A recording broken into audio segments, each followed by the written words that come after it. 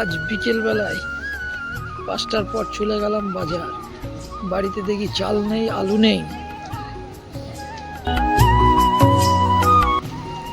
আর পেছু দিয়ে ঘুরে আমি দেখে নিলাম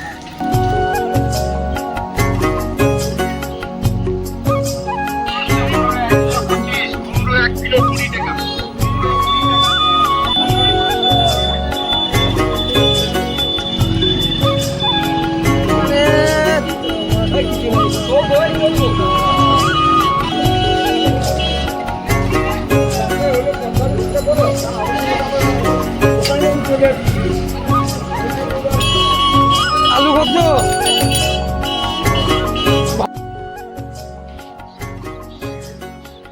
আলু পরে নিচ্ছি, আগে আমি চলে গেলাম চালের দোকান। যে 4 কিলো চাল নিয়ে নিলাম, ভালো চাল দিও। 4 কিলো চালের দাম হচ্ছে 200 টাকা, বুঝতে পারলে। ওনাকে একটা 500 টাকা নোট দিলাম। চাল ভাই ওজন করছে, ভাই ওজন করা হয়ে গেছে ঝটপট। ভাই বলে কিসে দেবো, ব্যাগে দাও। চাল পড়ে গেছে, পয়সাটা এবার রিটার্ন নিতে হবে। চলে গেলাম পেঁয়াজের দোকান।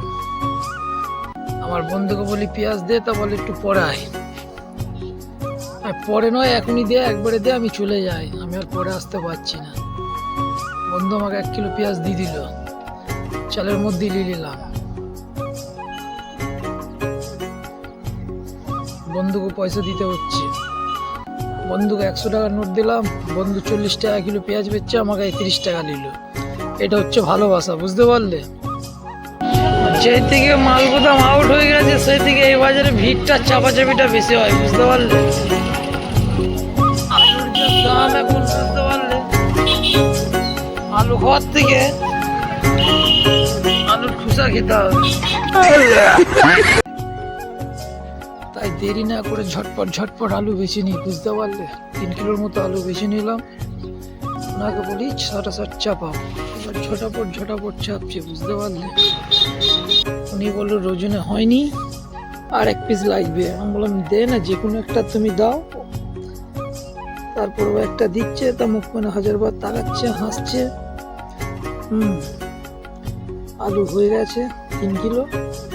ঝোলা ধরতে বলছি, ঝোলায় ভরা হয়ে গেছে। ওনাকে পয়সাটা দিয়ে ওইখান থেকে রওনা দিতে হবে, বুঝতে পারলে।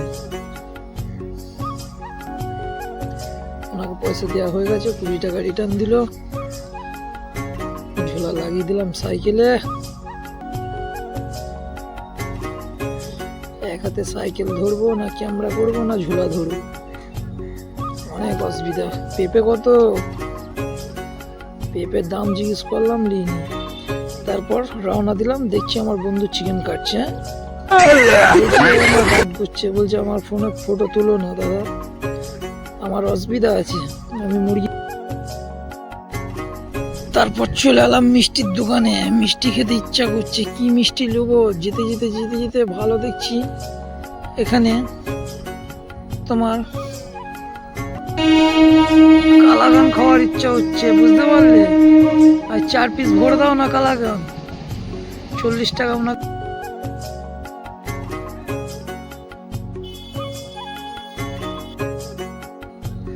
তারপর মনে পড়ে গেছে আমাকে তো একটা পাইপের জন্য ফোন করেছিল। আমার তো বাড়িতে কাল মোটর বসবে, সে পাইপটা না নিয়ে আমি চলে যাচ্ছিলাম সিধা ঘরে। আবার মনে পড়ে গেছে, সাইকেল ফের রওনা দিলাম। সিধা আবার চৌরাস্তা দিয়ে চলে গেলাম, আর ওই টাকলা চলে গেল। এই চৌরাস্তা সিধা যাচ্ছি আমি, এখন বন্ধুর কাছে যাচ্ছি, মাধবীতলা, বুঝতে পারলে। এই সিধা যেতে একজন স্কুটি চালিয়ে আসছিল। দেখো কি হচ্ছে, দেখো স্কুটি নিয়ে এরকম ভাবে চালাচ্ছে, মানে আমাকে দেখো সে যাচ্ছে না। আর একটুখানি সামনে চলে এসেছি, আমার বন্ধুর দোকান, উনি কাজ করে, বুঝতে পারলে। সিধা যেতে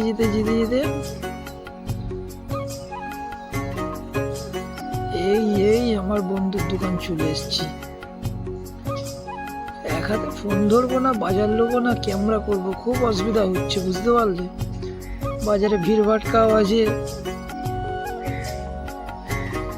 এইটা হচ্ছে পাইপটা আমি বন্ধুর কাছ থেকে নিয়ে নিলাম, সাইকেলে লাগিয়ে নিলাম।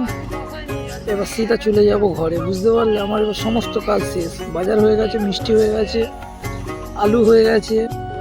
আমি তো চিন্তা করলাম যে সারাক্ষণ তো ফোনটা ব্যাকই আছে, একবার সামনে নিয়ে দেখি কেমন লাগে। হ্যাঁ, তা একটুখানি সামনে নিয়ে লিয়েছি, আবার দেখি না ভিড় ভাটকা আছে। মানে হাতে ফোন থাকলে সবাই বলে আমাকে একটু ভিডিও অ্যাড করো, আমি যেন দেখতে পাই। আর ওইটা হচ্ছে আমাদের স্টেশন, বুঝতে পারলে? কাটোয়া। আমি চলে গেলাম রেল কোয়ার্টার দিয়ে সিধা ঘরে। কি বলছি না বলছি আমি নিজেও জানি না, বুঝতে পারলে? উনি ভিডিওতে এসছে, এটাই অ্যাড করেছি, সেটাই বলছে হয়তো। আর এই রেলের মাঠে আমরা কত না খেলাধুলো করেছি, বুঝতে পারলে বন্ধু? আজ বড় হয়ে গেছি, কাজে কমে যাই, আর ভালো লাগে না খেলাধুলো করতে, এটাই হচ্ছে কথা। তারপর আস্তে আস্তে দেখি এখানে পাইপ বসছে, ফের এখানে সাইকেলটাকে দাঁড় করালাম, নেমে টুকটুক টুকটুক টুকটুক করে যাচ্ছি, বুঝতে পারলে? দেখি ওনাদের একটা পাইপ কিভাবে বসাচ্ছে, ওরা মেশিনে দিচ্ছে আর বসাচ্ছে। আমি তাহলে দেখি একটু ভিডিওটা করলি।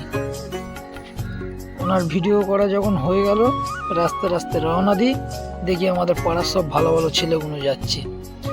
বলে, ভিডিও আমাকে নিচ্ছিস? আমি ভালো ছেলে নিলে। ব্যাস, আজকের মধ্যেও এই অবধি, বুঝতে পারলে?